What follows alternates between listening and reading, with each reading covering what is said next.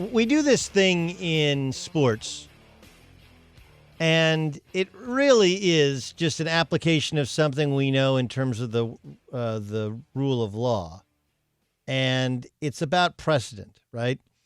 And if you look up the dictionary definition of precedent, it's an earlier event or action that is regarded as an example or guide to be considered in subsequent similar circumstances. In the law, it's a previous case or legal decision that may be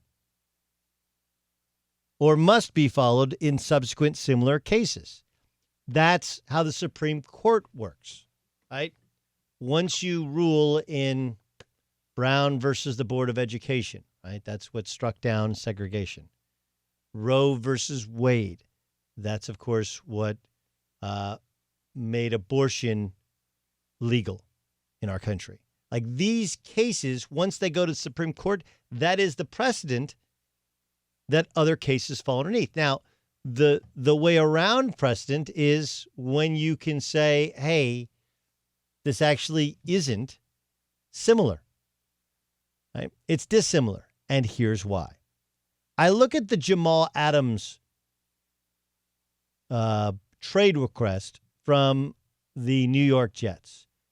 And while Jamal Adams is trying to look at the precedent that has been set from other Jets, Darrelle Revis, for example, who held out and received a massive contract extension, ultimately going to Tampa Bay, then to New England, right?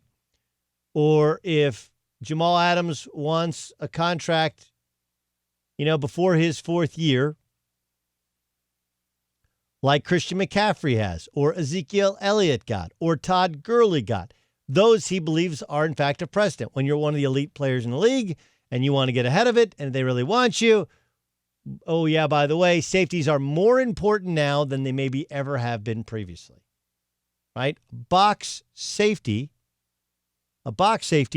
is a guy that he's basically a slightly smaller, more athletic, slightly more versatile linebacker.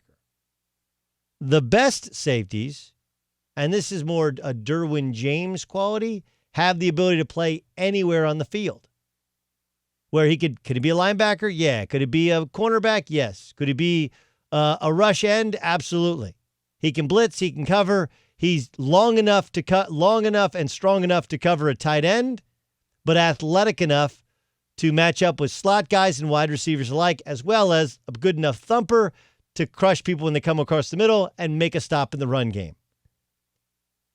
Jamal Adams, in many ways, is right on one side, right? And if the stance is a safety is more important now than they've ever been, right? Because the reason a cornerback isn't as valuable as he used to be is a cornerback is only assigned to stopping one guy. Now, the cornerbacks that are still making a ton of money are guys that can shut down a wide receiver and can come out and help out in the run, can play man and can play zone. But still, essentially their job is one guy. Safeties is a multitude of guys. In the new NFL, there's a strong likelihood that safeties, hybrid players, will become more valuable because of their versatility than cornerbacks. And eventually that market will change. But, remember what we said about the definition of precedent? Guide to be considered in subsequent similar circumstances. Is it really similar, the Dallas Cowboys versus the Jets? Is it really similar, Earl Thomas, who had been with the Seahawks and wanted to get to the Cowboys, as opposed to 3 years of Jamal Adams with the Jets? Earl Thomas eventually became a free agent. In order for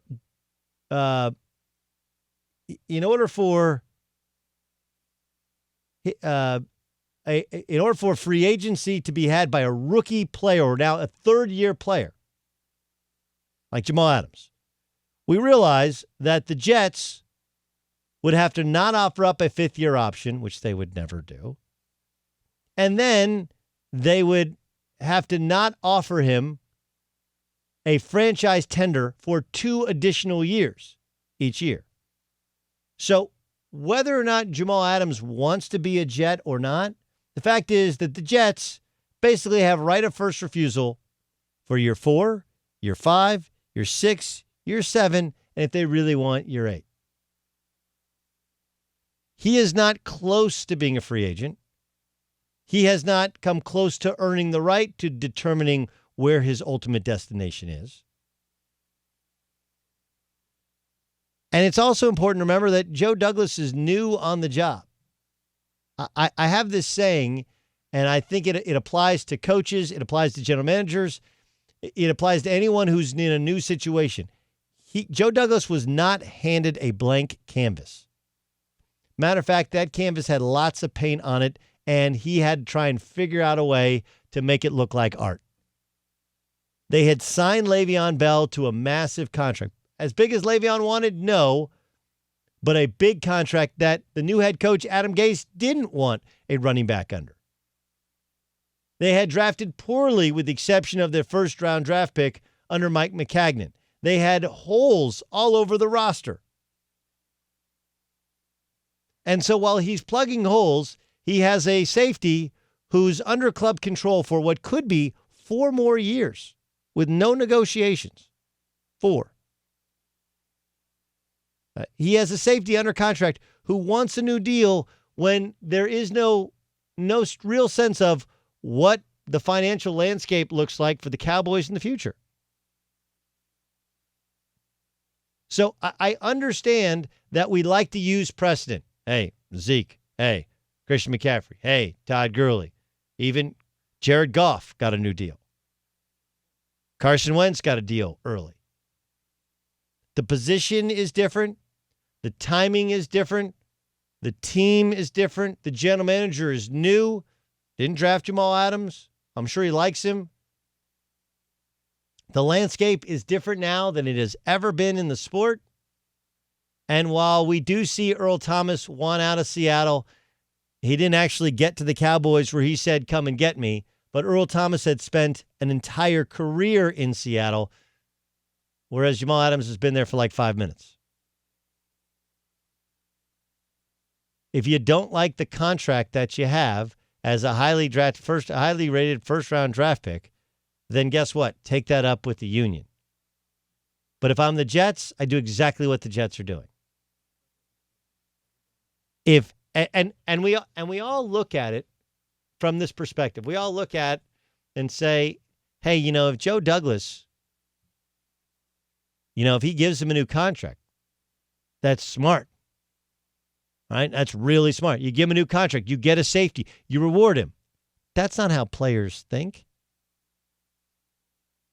Giving in to a guy's demands. If you trade him away, same thing. All I got to do is complain. All I got to do is throw out the names of the best teams in the NFL, and I too can get traded. What happens for Joe Douglas becomes precedent within that locker room and with the agents who represent those players.